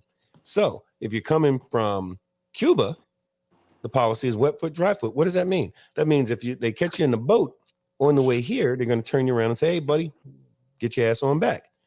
If you make it, as in if you make it to the beach, you put one toe on dry land, it's like baseball, safe. You're here. Now we got resources for you. We got folks for you to work with you, to help you and everything else. We got anti-Castro move, whatever you need, we got you. You're here. Welcome to America. You bring your ass from Haiti, they're going to lock your ass up in a detention center until they got enough of y'all to send you the fuck back. And you might be there a week. You might be there a year and a half. Don't matter, because you wasn't supposed to be here in the first place. Why? Because Haitians are black. Yeah, they did. Period. Wasn't this Wet just foot, dry foot? That's what it is. That was the policy for the longest time in the United States. wasn't But that now, Dominican Republic. I'm sorry, go ahead. wasn't that in Texas like 6 months ago, where they had all those Haitian people and they shipped them all back? Yep. Can they do that? Yep. Yep. Months later, Damn sure did. they let everybody from Ukraine come over here. Yep. Oh, in fact, not just let them come over here, invited them here. And I'm not saying that we should be bad to the Ukrainians. I'm just saying that we should be just as good to the Ukrainians as we are. We should be just as good to everybody else as we are to the Ukrainians. Right. Make it equal. Make it equal. That's all I'm saying. It shouldn't be based on whether or not we like the color of their skin from the country that they're coming from. I mean, but think That's all I'm about it. saying. The ones from Ukraine, they was invited here, number one. Yeah. They took a plane over here. They wasn't on no damn cardboard box floating across the damn ocean to get over this bitch. You know what I mean? So, Yep. But you think about how many people actually made it from Haiti to the U.S. How many people died on the way, though? Yep. You know what I mean? Because they was in some little makeshift boats, and you know what I mean, like anything they could get on that would float. Yeah. Get over here to turn right around, and you round them all up, and then turn around and ship them back off. You're like, see you later, little buddy. Right. Try again next time. You know. I mean, if you're gonna do that, then you know, what is this? You know, There we go. What do they say? Equal opportunity under the law. Right. Right. So if you welcome one, then you welcome them all. Right. I mean, just here a couple weeks ago, when they opened the border and they let all the Mexicans come through, and you know, from all, you know, I mean, they came from all the way down from South America all the way up to come up in here. You know, a lot of them, what they was talking about, they don't even know, you know, they didn't have no monitors, nothing. They don't know where they're going. You know what I mean? There was no way to keep track of them because there was so many of them. Right. You know? Right. So, but you let them all come through. That's the key. You let them all come through. So why you not let this? You know what I mean? Yep. Now, granted, you know, the ones from Haiti, they coming over here because Haiti got a civil war going on there. Yep. You know what I mean? Their government hasn't even been ran by the government. It's been ran by the gangs that's in Haiti. You know what I mean? The government ain't doing a damn thing in Haiti but running. You know what I mean? It's the gangs in Haiti right now. So of course, you got all those people over there. They're doing the same thing that these people doing over in Ukraine. They running. Yep. You know what I mean? But why turn them away and send them back? You know what I mean? Because you know what you're sending them back to. Yeah. Oh yeah. Their grave. That's the thing that gets me. You got DeSantis, who, by the way, is Italian, an immigrant descendant. He might not be an immigrant himself, but he descended from immigrants. Yep. All right. Wants to get rid of all the immigrants. You've got Trump, who hates immigrants, but he's got a Russian mail order bride. How does Oh, that work? this ain't the first one. He's had several. Exactly. But like everybody wants to hate on the immigrants, but what they don't realize is if you get rid of all the immigrants that are in this country, you're not going to have a country, because no one except for the Native Americans, a couple Canadian people and some Spanish people were in this area at all until they came here from somewhere else. So this country was founded by immigrants for immigrants to be able to come over here and make a better life. And now everybody wants to hate on it and take it away or whatever. Talk about they steal our jobs. No, you're just not able to go get a job because you're too worried about all the other bullshit. I'll tell you what, me and Archbishop were talking about that this weekend. By the way, hey, Kansas City, big ups to Kansas City. We did a little thing up there, but yo, so if DeSantis, which his plan starts on July the 1st, which is you get caught employing a immigrant, one of these migrant workers or something like that, or working in a restaurant, hotel, whatever. If they catch you with an employee, you get a fine, a $10,000 fine per individual per day while you have them working. Here's the thing about that, is that if you know anything about Florida or the Southeast in general, these agricultural states, so Florida is big in the citrus, oranges and whatnot. So if you get rid of all of these migrant workers who pick these oranges, and by the way, the big bag of oranges that they pick takes about 15 minutes to fill up one of those bags of oranges. They get paid 95 cents for the big bag, right? So in an hour, you might make $4 an hour if you can move quickly, right? So you're making $4 an hour, which ain't shit here, but in Guatemala, $4 an hour, that's big money. So those folks save that money and they go back to their countries after they finish working for the season. They go back and they're big balling because they made $4 an hour in the United States during the season. But here in this country, that ain't shit. And guess what? Guess who's not gonna be picking oranges for $4 an hour with doing back-breaking work? Anybody else? First, yeah. Look, white folks ain't gonna do it. And if white folks was out there picking oranges for $4 an hour, then let me tell you, they wouldn't be doing it for $4 an hour. And orange juice will start charging it'll cost about $75 a glass for orange juice if white people got to pick them oranges. And let me tell you, like I think I said this last week, black folks, you ain't getting us back in the fields for nothing. I don't even pick a lottery number if somebody tell me I got to do it. So I'm telling y'all right now, it ain't going to happen. So kicking out the immigrants and these migrant workers and all this stuff throughout Florida, he just fucked the state of Florida. It's gonna be real bad, and the whole country's gonna feel it because of the agricultural influence of the state of Florida. So thanks, DeSantis, you fucked us. But I digress, because I know Archbishop has some more good shit on his list. Yo, I done read off like, let me see, 9. All right. Let's see. I'm gonna bring it back to the club thing here. Right on. I got chapter clowns, instigators / court jesters. Woo! Lord of mercy. So them cats. So there's always it's always entertaining to have one of them clown ass motherfuckers around. When you just sitting around the clubhouse BS and this, that, and other thing. It's always fun to have somebody that's entertaining. But when you got business to take care of, maybe not. Maybe now's not the time to be cutting up and acting stupid and stuff like that when things got real, because it happens. And that's just like in school, and usually the guy who's the biggest class clown is because he doesn't understand the material. He did not understand the assignment, as my daughter likes to say. He didn't understand the assignment, or he's lost. He's not plugged in. He ain't trying to listen. Either he not trying to listen or he doesn't understand when he does. So that dude, what does he got to do? He's got to be a distraction, because if someone approaches him with the need for taking care of business arises, he's not prepared to do it.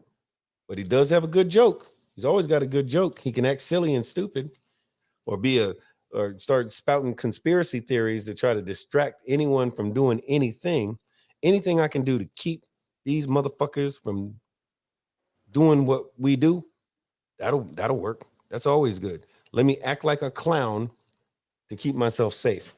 So that's a defense mechanism a lot of times with these clowns.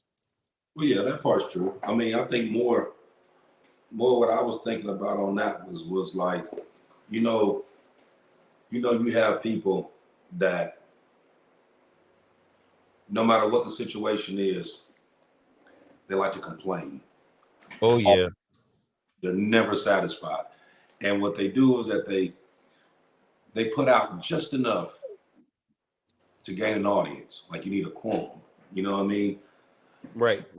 So then that way that gets like you feel at that point that you got some kind of leverage that you can be able to put this bullshit out. You know what I mean?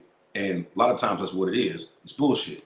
You know, like me and you was talking a couple of days ago, and I told you, you know what I mean, certain times people just say stuff, and I look at you, and I don't look at you because I'm trying to think of what to say. I'm looking at you because I'm trying to keep from saying what I want to say. You know what I mean? Facts. Because, I've seen that a I mean, ton. but you know, I'll fly off and just say some shit. You know what I mean? So it's a lot of times I got to sit there and actually think. Like, number one, I got to realize who it is I'm dealing with. Number two, I got to think about the mental capacity of who it is I'm dealing with. Right. Because, you know, because sometimes I'll get mad with myself if I'm talking to a slow ass motherfucker, you know what I mean? To the point that I got to dummy myself down and say what I need to say to you to where you can understand what it is that I'm saying. You know what I mean? So sometimes it just ain't worth it. You know what I mean? Yeah. Sometimes No, facts. but not everybody's me. You can say it to somebody else who's just as stupid as your ass is, that'll go right along with it.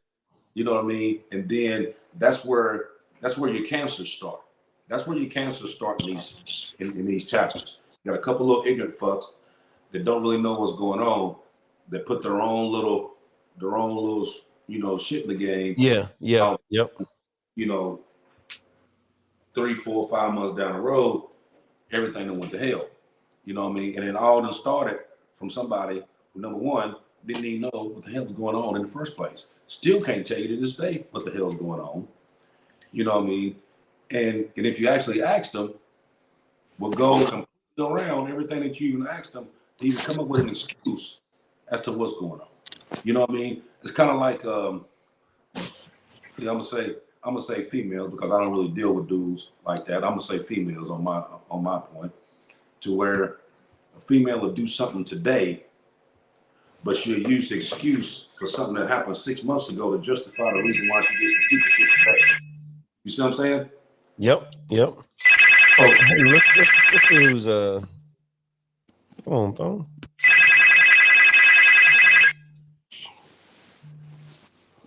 Is this thing working? Hey, hello, and thank you for calling the Big Bone Yard. You got Big Bone 1%er, Archbishop 1%er, and Sir Cross. What the hell's going on with this phone? There ain't nothing wrong with your phone. Okay, all right. Hey, what's going on? Who's this? No, it's Antonio. Oh, hey, Hernandez. What's going on, man? Hey, you on the show? What's going on? Yeah, I just called in, man, to show some love, man. Let me turn this one down. But yeah, man, I called in to show some love, man, and let the bike fam know I'm watching, man. I shared it throughout my social media networks, through all the Florida Ride or Die magazine and Florida Ride or Die social chats. So you got, you know. Well, give me a second. Talking about. Let me do a little intro for you right now. So we got Antonio Hernandez, who is the CEO and owner of Florida Ride or Die magazine, and it's I think the most publicized, biggest magazine in the state of Florida right now. This dude is plugged in, knows some of everybody, and in fact, we're actually working on. I don't want to go into it greatly. I'm going to touch just a little bit. We're working on an actual film project. Don't say nothing else too much about it. We're working on a film project that we're all pretty excited about. So me and Archbishop are going to uglify somebody's movie screen here sometime soon. We're going to be doing some things with Florida Ride or Die and Antonio Hernandez. And man, we appreciate you calling in, man. This is a different day. This is us pontificating and bitching about what, if anything, we could do to change something. Like if we could get rid of something, what the hell would we get rid of? And that's what we've actually been talking about tonight. So since you're on the line and folks want to hear what you got to say, Antonio, if you could get rid of anything on the planet Earth, what would it be? Hate. Wow. Jealousy. Okay. Right on. Because that's what I mean, everybody, they hate on people that are successful. Success breeds hate. So when you're a successful person, oh, look at him, you know? And it's just, I mean, what could you be happy for me, bro? Be happy for the person, you know? Say, God is good, man, you know? Just it's just a very hateful world right now. Every other video that you see on the internet is about someone hating, you know? So how they hate on you and stuff like that. Think about it, you know? I mean, that's all they do. And I mean, they troll and they hate on your post and they hate on people and hate, man, you know? Yeah. I mean, they need to open up their hearts a little bit, man. You know what I'm saying? That's one thing about us bikers, man. We got open hearts when it comes to helping people. Yeah. And we always will. It's a tradition, you know? You know, I'm glad you said that. People don't like us because we ride motorcycles. Yeah. And they try to paint the picture and we're bad because of this, bad because of that. But look, I know for a fact. Like you said, you got clowns, you got bad apples, you know? Look, I know for a fact. It is what it is, and that's everywhere. Just like they got bad cops, good cops, you know? Yeah. It's everywhere, man. You were doing your thing like way back. You was doing good stuff before it was cool. For those of y'all that don't know, Antonio Hernandez, a.k.a. Spider-Man.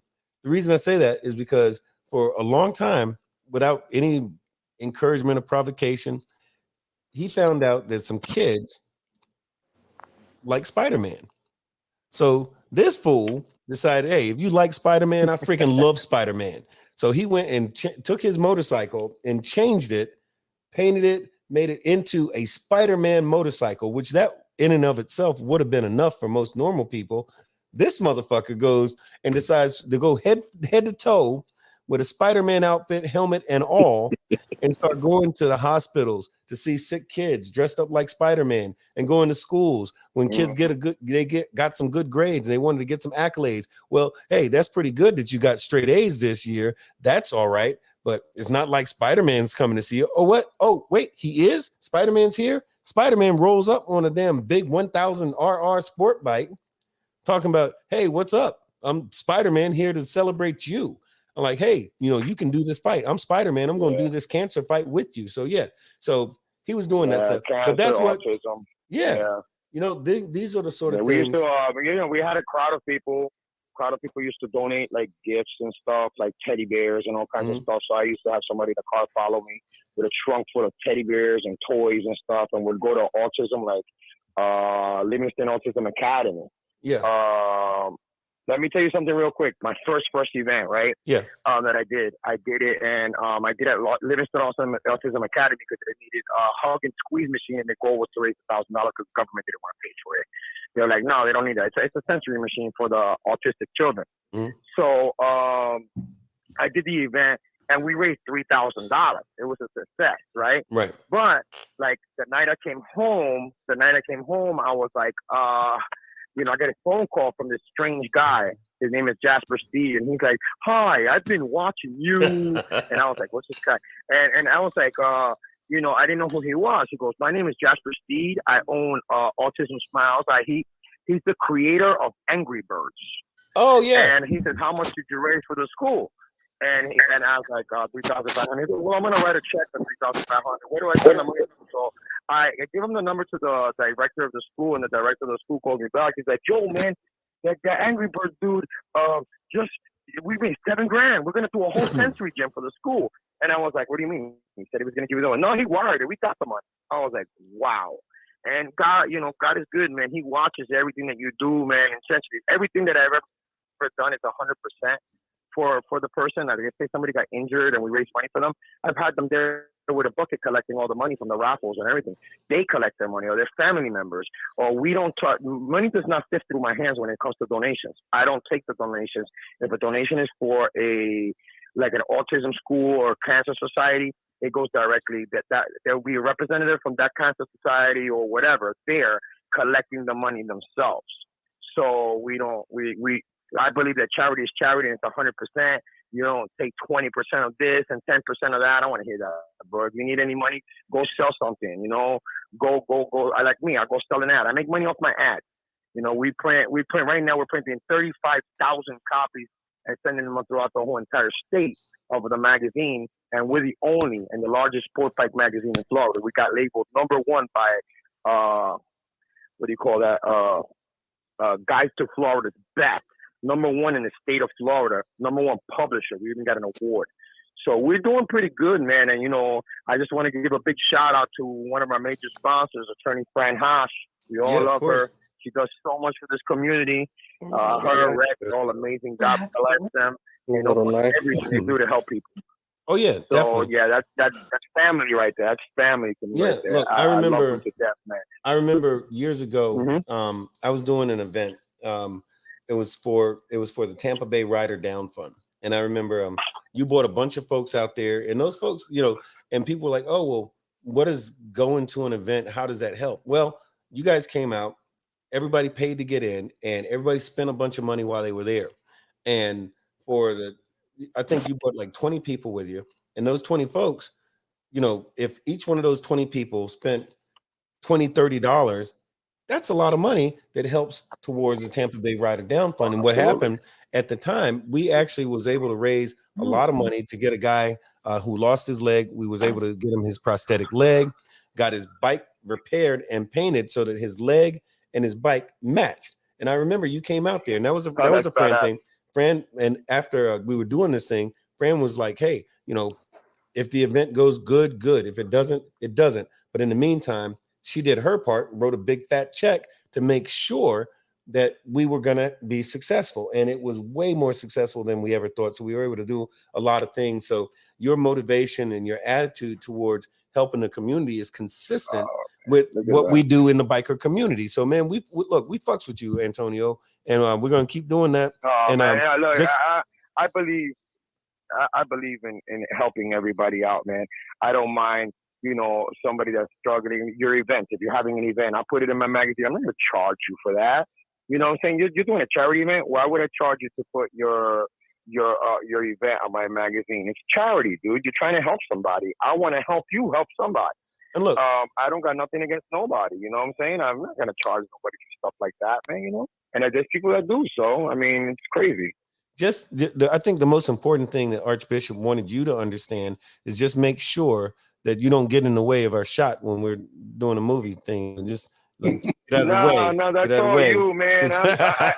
I'll be in a sport bike in the background somewhere, man. That movie we don't want to talk. We don't say too much.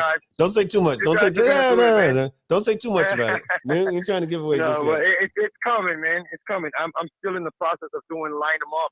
All right. The new TV don't say that. Oh, okay, days. yeah. All right, that's true. Okay, Line 'Em Up. I saw the previews for Line 'Em Up. Line 'Em Up is we got the teaser on BMO, but it's coming on Amazon Prime. Man, I got blessings from Road Timmy. You saw the video.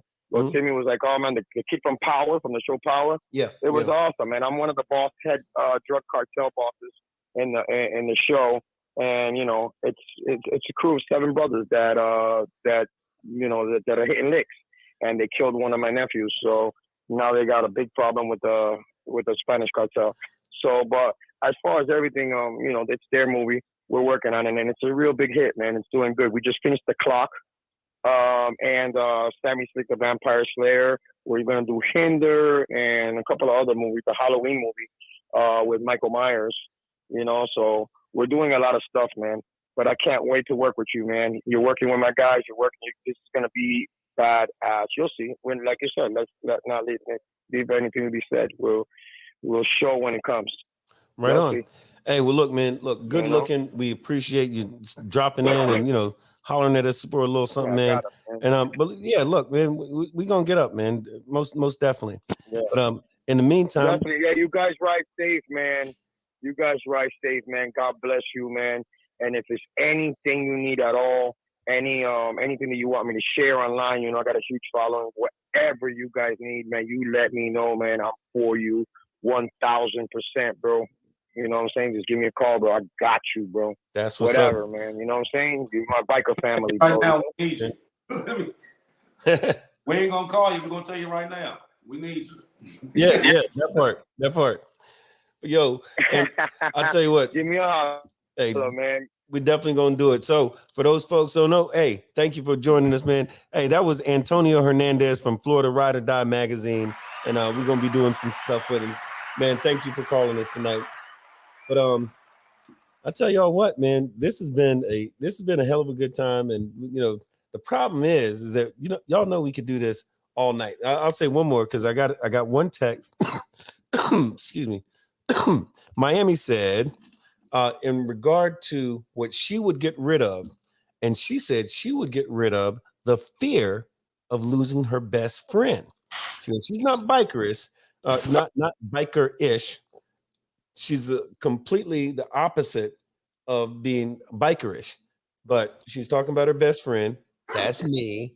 And so the fear of losing her best friend, oh, pretty motherfucker. That's But anyway, but I tell you what, for real though, y'all, we love, and it took us a little bit to get back with you, but we're gonna come and see you every week. We're gonna be back here again on Sunday.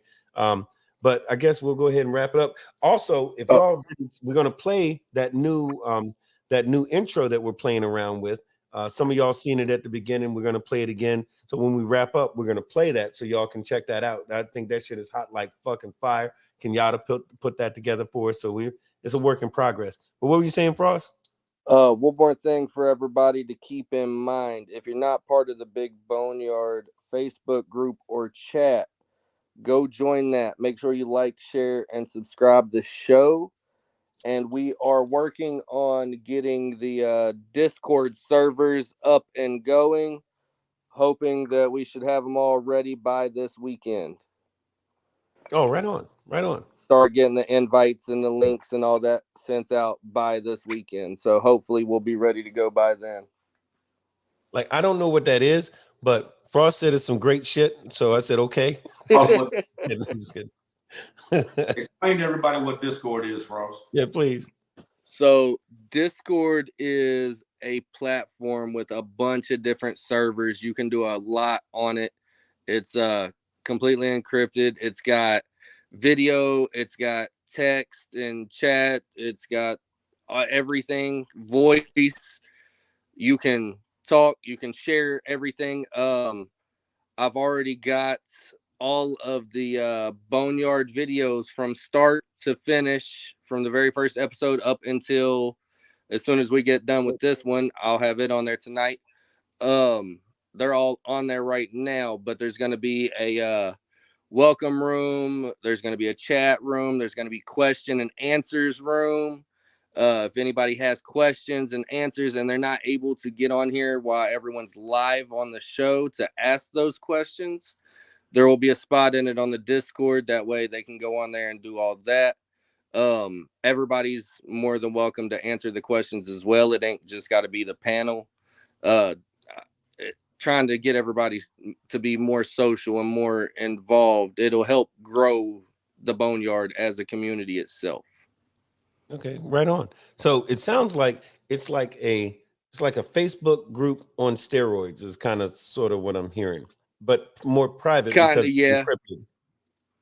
But you can stream from it as well. So you can go on there and have your videos on there as well. Podcasts, everything, the whole 9 yards can go on different servers throughout the entire platform. Oh, right on. All right.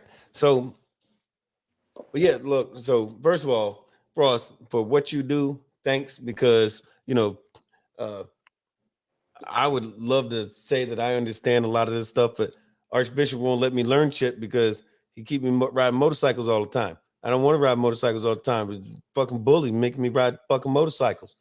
But man on that, you know what I mean? Me and him been going back and forth. I've been picking his brain quite a bit on some stuff, and he can school me on, you know what I mean, on a lot of stuff that I didn't know nothing about. I mean, it still is actually, you know what I mean. I'm just waiting for y'all to get me down there so I can be riding all the time too, because I'm tired of sitting here doing nothing.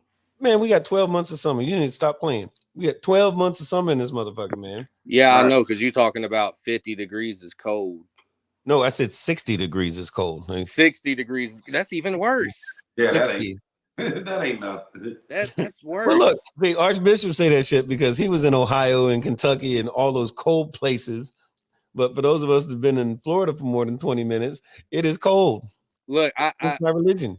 I do have to give Black Dragon and Black Sabbath credit for their cold ass run that he talks about all the time. Oh yeah. I've seen them videos, and I keep my air conditioner going year round. I do not turn it off because I do not get cold. So for me, that video, watching the videos look cold. I ain't gonna lie. And I'm one of them people. I was riding my bike in the snow. I got videos of me in the snow on mine. So, hey, I'll tell you, even though I tease about it, I got to keep it 100. I tease about it, but when my brothers say, when our folks say ride, we ride. Oh, it don't matter. I tease about the 60 part, but if it's 60, if it's 50, if it's bringing 30, and we got to ride, we got to ride. That's just is what it is. But just for miscellaneous, just for shits and giggles type shit, if I go outside and it say 60 degrees, I'd go back inside. Unless, if I got to ride, that's one thing. You'll ride in all the weather but the Florida, wind, though, right? we do actually get a lot of good weather. We get a lot of good weather here. So that doesn't happen often, But yeah, man. But Archbishop, what's the good word, man? Oh man, this is gonna be a long week. Man, there's a lot of stuff going on. Y'all pray for me. Please do. There's another good show like always. You know what I mean? We just tell everybody to please like, share, subscribe. You know what I'm saying? We coming up on what, a year now, right? Yeah. What month is this? We're coming up on a year. And like I said, we need to, what we trying to do on this show, we trying to come up with all this content that we coming up with, so that way we can get the Boneyard to the next plateau. In order to do that, you guys have to help us do it. You know what I mean? We're gonna come up with the content and what to talk about, but you guys are the one that's gonna like and share and tell your friends and everybody else to get on here so they can watch it. So then that's gonna push us up even further. So the ones that are on here, the faithful ones that come on here every week to watch this show, I appreciate you from the bottom of my heart, and I ask y'all to continue to do that, because we will continue to come here every week and continue to spit this out to you until we can't do it no more. So right on. And and I'm glad you said that too, man, because I think that's like the biggest thing is y'all folks are what makes this a thing. You know what I mean? You just definitely are. And we get so much. We benefit from sharing with the MC community, and even those folks that are not in the MC community, because y'all are learning that we're not a bunch of murderers, killers, and all this kind of stuff. You find out, hey, guess what? We have more in common than we do alike, or as you were, we have more in common than we do different. We have a great time here. We love the fact that y'all come in here. We've made friends and family out of the folks that fuck with us. And it means the world. It means the world. So yeah, we're gonna keep doing it. And we've got some really big stuff coming on. You hinted around a little something about this movie thing, and it's just some real cool stuff that's getting ready to pop off. And y'all are gonna be a big part of that. You're definitely gonna be a big part of that. So we're excited about all of that stuff. So yeah, it's good shit going on. And hit the bell for notifications. Yeah. Follow, follow, share, subscribe, all that. But I think one of the big things I was going to say is that if you see, like on the Boneyard chat, if you are in that chat, invite your friends. Tell them, hey, look, here's what I'm doing. Come on over here, check this shit out. And even if they're not a biker, they should come on over there, check it out. It's something for everybody there.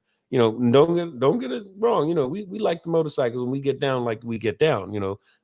We're a biker organization, biker program or whatever like that. But we're inclusive. There's a lot of room for a lot of other folks to come and fuck with us. But in the meantime, I'm going to shut the hell up, and we're going to let y'all check out this video. In case you didn't see it already, we're going to go ahead and play this so y'all can check this out, because this is just fire. I can't even lie. But in the meantime, Look, love and respect to all of y'all. Thank y'all for joining us here on the Big Boneyard, and we're gonna see y'all back in. I'm not gonna say 7 days because now shit, I really do have to do math because I don't know what day it is. 5 days. 5 days. 5 days. 5 days. Not 7, damn it, but it's 5 days. We're gonna do this shit. But hey, in the meantime, we'll see y'all in 5 days back here on Sunday at the Big Boneyard. To pursue a career in law because it gives me an opportunity to help people. When a client chooses us to represent them, they're entrusting us with a huge responsibility. It's our goal to exceed their expectations with our personalized service and to help them to achieve the best possible recovery to compensate them for their injuries. That's where we come in. We come in and we solve that problem for them and really set them on the right track in order to try and get back to what their life was like before the accident happened.